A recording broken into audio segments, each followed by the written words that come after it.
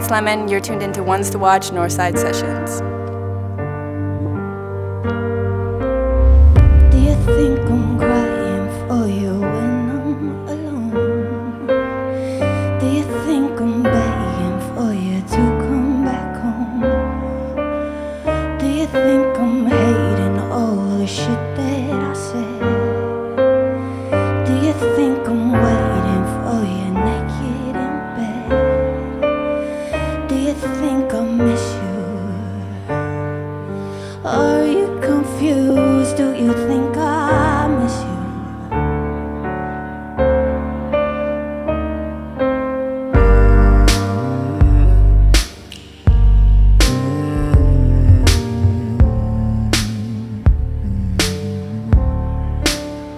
Do you think I'm praying you will answer your phone? Do you think I'm lonely days 'cause I'm on my own? Do you think I'm writing every song about you? Do you think I'm lying or I'm telling the truth? Do you think I miss you? What do you think? Do I miss you?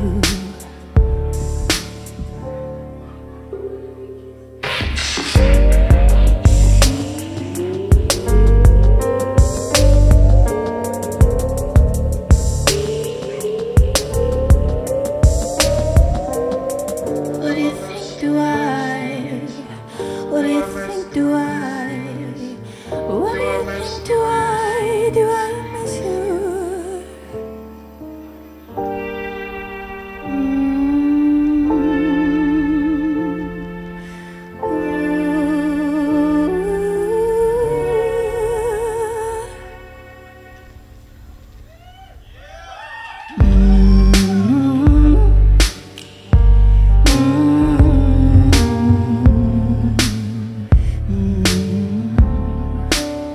Do you think I'm wishing I never walked away? Do you think I'm thinking about you every day? Do you think I'm dying for your touch on my bones? And do you think I'm chilling on my couch all alone? Do you think I miss you? Ask my new friend if I miss you.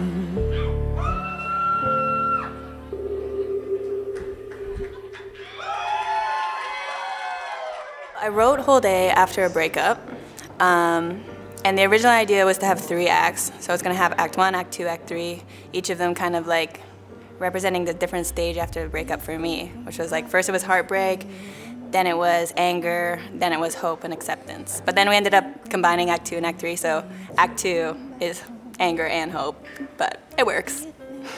I wrote this whole project like in my studio apartment by myself, like my like tiny square studio apartment, so it was really personal.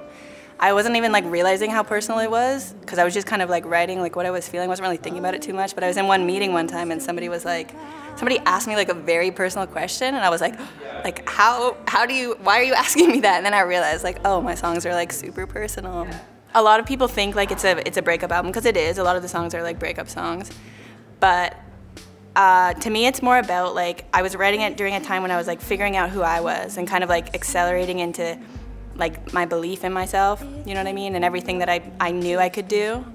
I actually like didn't start out as a producer. Like the reason why I started producing was because nobody else was around producing for me. I started producing when I was like 13. I started writing songs when I was like 8 or like 10.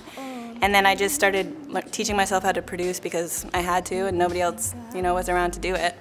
And but I'm really happy that I did and that I had to go through that because now I know what it's all about and now I can have that creative control as opposed to like somebody who doesn't know about it as much. It's nice to be like self-sustaining sort of. Yeah. But producing is not like my favorite part of the process. It just, at first it was like a means to an end, but now I really like that I can like have a say in that, you know? Yeah. My first headlining show at the Drake was crazy. I was so excited about that. I played the Drake like 2 or 3 times before, but it was always like I was an opener or I was, you know, just like playing in the background kind of thing. And this was, so I knew the venue So to have a show where like people were coming to see me and people like knew all my lyrics and all my songs and stuff, it was just like, I don't know, definitely one of the best moments of my life. Getting recognition from like streaming services is definitely super, like I feel super honored by that. It's always so amazing when they kind of showcase new, kind of different independent artists. So I'm like really grateful for that. It was unexpected, I didn't even know. So it was a really nice surprise. The advice I would give to artists starting out would have to be to just do what you love and what you're passionate about, and other people will be too. If you're trying to make something for somebody else, or you know, if you have all these other ideas coming in, it loses its authenticity, and you lose your kind of passion for it. But your passion for it is what's gonna make other people passionate about it. If I could tour with anyone right now, it would probably have to be Frank Ocean. That's probably a common answer, but he's just legendary. I'm really, of course, inspired by Frank Ocean, James Blake, Imogen Heap, and I mostly listen to like a lot of old music, like Mamas and the Papas and stuff like that, Carpenters. I love the old music. I hope to be an artist that inspires other artists. I know that there's lots of artists, like I said, Frank Ocean, that I hear their songs and I'm like, oh my God, I want to make something. I want to make something awesome, something different.